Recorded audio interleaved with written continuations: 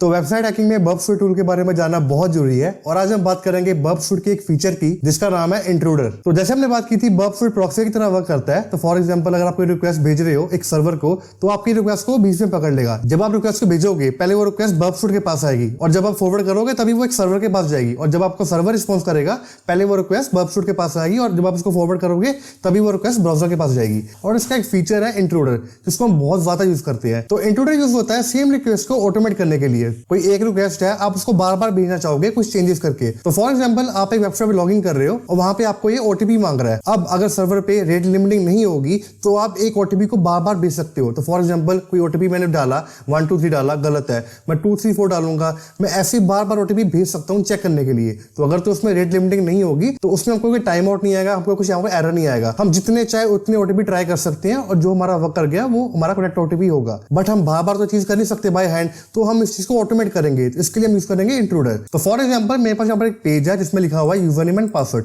अब मेरे को पता है इसका यूजर नेम टेस्ट है बट मेरे को इसका पासवर्ड नहीं पता। अब इसमें भी अगर रेट लिमिटिंग नहीं होगी तो मैं पासवर्ड को बार बार ट्राई कर सकता हूँ बिना अकाउंट को लॉक किए। अब इसमें मैं रॉन्ग पासवर्ड ले लेता हूँ, मैं लेता हूँ पास और मैं अपने करता हूँ इंटरसेप्शन को ऑन अपनी रिक्वेस्ट को कैप्चर करने के लिए और मैं करता हूँ इसको लॉग इन।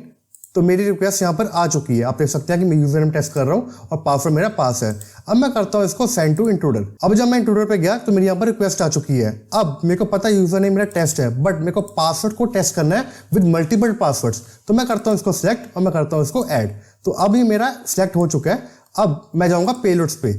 अब मैं यहाँ पर अपनी लिस्ट दे सकता हूँ। बेसिकली आप पासवर्ड की लिस्ट प्रोवाइड कर सकते हो जिसमें 1000 ऑफ पासवर्ड्स होंगे या फिर मैं एक एक पासवर्ड को ट्राई कर सकता हूँ। मैं यहाँ पर लेता हूँ पास। तो मेरे पास यहाँ पर बहुत सारे पासवर्ड आ चुके हैं। अब मैं इस पासवर्ड को ऑटोमेट करूंगा। तो इसमें इंट्रूडर क्या करेगा, खुद ही एक एक पासवर्ड को लेगा और इसमें इस फील्ड में लगा के उस रिक्वेस्ट को सेंड करेगा। तो जो मेरे को रिस्पॉन्स आएगा उसमें चेक कर सकता हूँ कि पासवर्ड रॉन्ग है कि करेक्ट है।